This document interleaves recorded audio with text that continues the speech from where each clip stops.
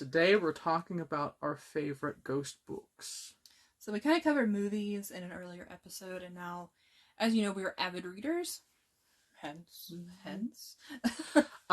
So, it's one of those things where, while we don't talk about books often here on the channel, when we do, we really enjoy it, and we honestly might start talking about more books in the future.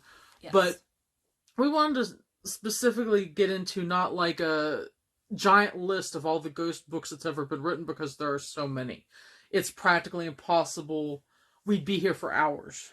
And yes. I don't think everybody wants to sit here and listen to us just read pieces of paper of names of books.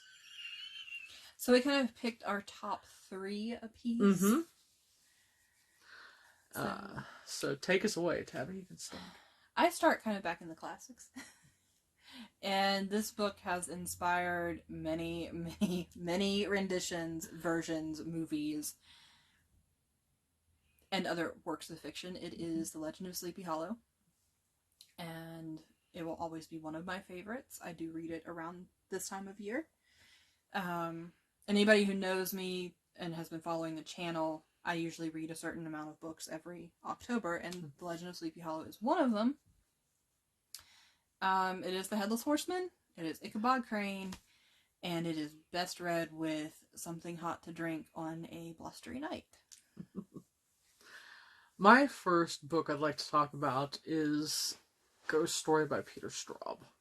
Now, the film that was adapted from the material cuts out quite a bit.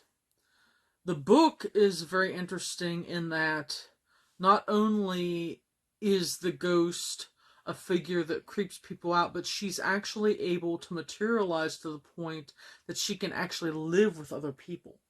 Yes. And that adds a whole new realm of ghostliness that hadn't been really touched on before, because they almost had it to where while she was a spirit, she was able to still have a life, and her rage was so great she was able to enact these things to happen, which is a pretty huge amount of rage, actually. Yeah.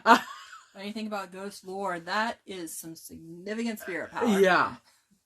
And Straub does such a good job of making you feel coldness, because the winter is it's almost a character unto itself in the book. Mm-hmm. Because everything stems around being cold, and this whole thing of death and stuff, and of course death harkens back to cold, and it's really masterfully woven together. And then of course at the end of the book you find out why cold is so important, but I don't want to spoil that. No. Because you really should read the book. And oddly overlapping a little bit is my second book, which is called The Winter People. That's by Jennifer McMahon, and it is set in Vermont in the winter, and I think it's around 1908. Mm-hmm. Starts out with a grisly body discovery. Ooh. And this book will leave you guessing until the end. It has a creep factor, it draws in the environmental, so you actually feel like it's winter, and Mm-hmm. it's howling outside the window in Vermont, which those of you that live in New England, you know what I'm talking about. From there. Gets a little cold. So it really gives you that element, that gripping element, that you just kind of want to read it, and you can't figure it out until about the end of the book about what actually caused all these deaths. My next book that I want to talk about is Susan Hill's Woman in Black. That's a good one. What's really cool to me about the story is that you have this lawyer who is reflecting on things that happened much earlier in his life. And it's kind of interesting that it's a tradition in England, at least in the time period this book is set, to tell ghost stories around Christmas. Which is actually something we should kind of start doing, because that's kind of fun.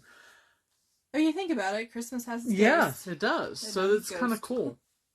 But at any rate, the story starts out with this man who has a family and several kids and stuff, and they're trying to get him to tell ghost stories at Christmas, and he refuses. And he steps away from his family to reflect on everything that had happened in his life and the real ghost story that he experienced in his experiences at Eelmarsh House. Mm. The woman in black is not a nice lady at all. No, and the part that, sometimes I think Hollywood misses in some of these is just the background of the ghost. Yes.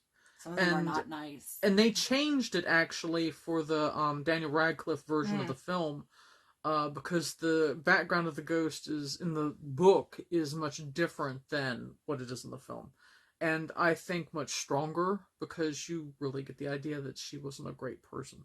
Actually, it had no reaction after the movie. It was a good movie. Yeah.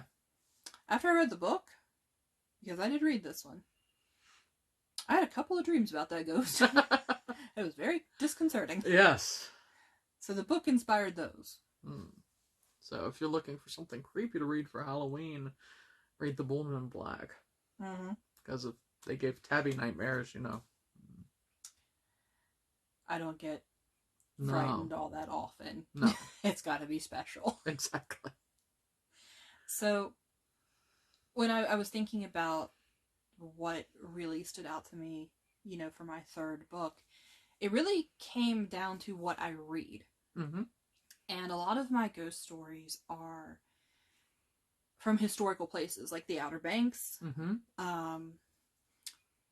New Orleans, and most notable, and the ones that I always like to kind of go back to, are the Ghost of Gettysburg series. And it's Gettysburg, the Civil War battlefield in the United States, has a lot, understandably, of ghost stories.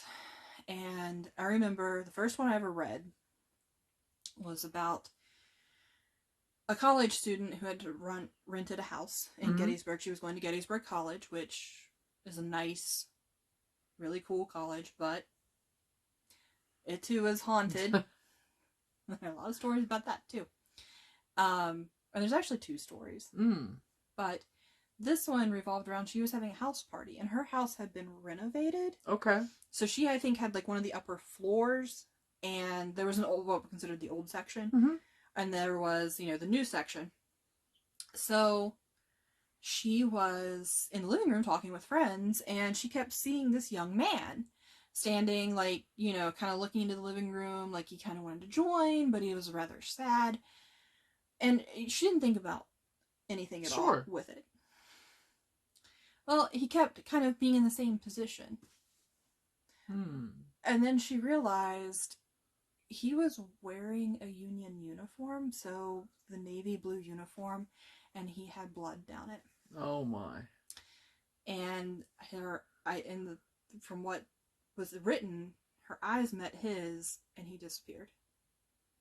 So they always thought that he could not leave the historical portion of the house to come into the new.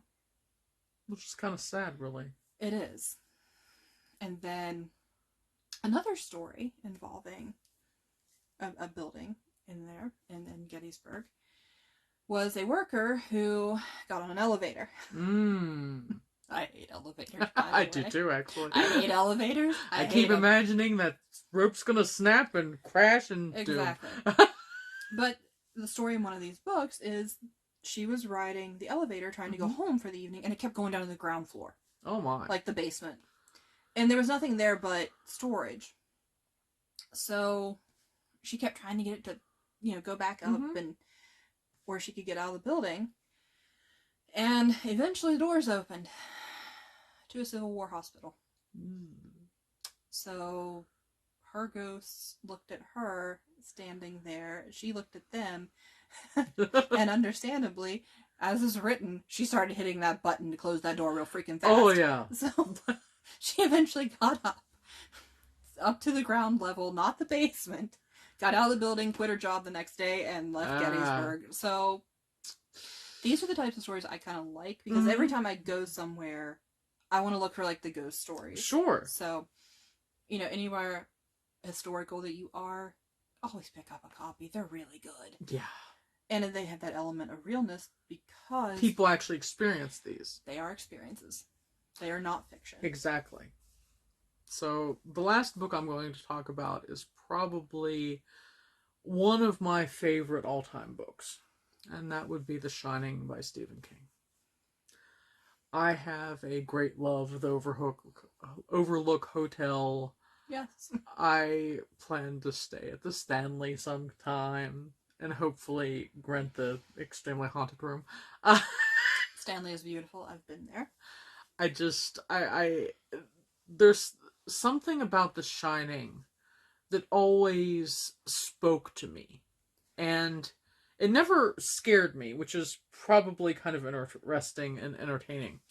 But when I was a little kid, I kind of, and I don't want to say like something as goofy as mind meld, Well, but because Dani Torrance had the name Dani, and I had the name Dani, and we were both very young at about the same time, there was this like parallel in my head.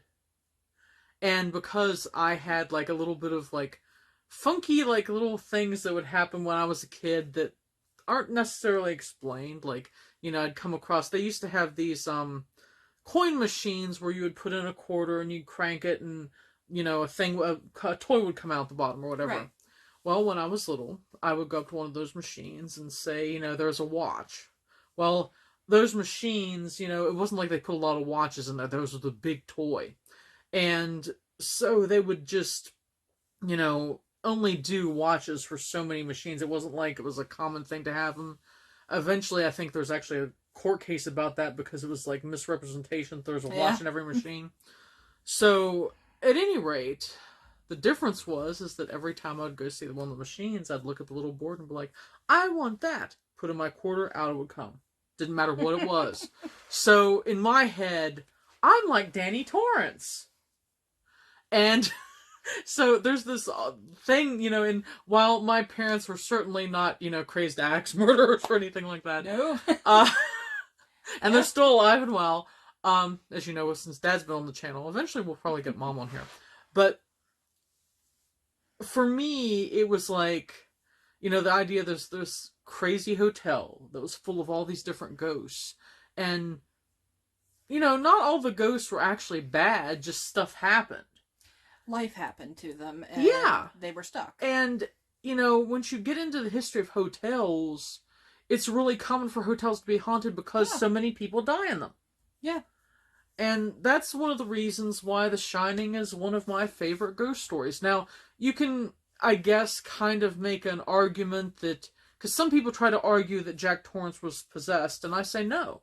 I think he was reincarnated. Mm-hmm. And he came back to the Overlook. Yeah. That's always the take I mean, and the ending is totally different. There's no photograph at the end like in the Shining film or anything like that. But even reading the book, because he talks about feeling like he'd been there before and things like that, and a feeling of deja vu. And so for me, that's consistent with reincarnation. Yeah. So it's an interesting ghost story. Even though it's popular, don't let that sway you. It's actually really good. It is. So, keep your spook on. And we'll see you next time. Bye-bye. Bye.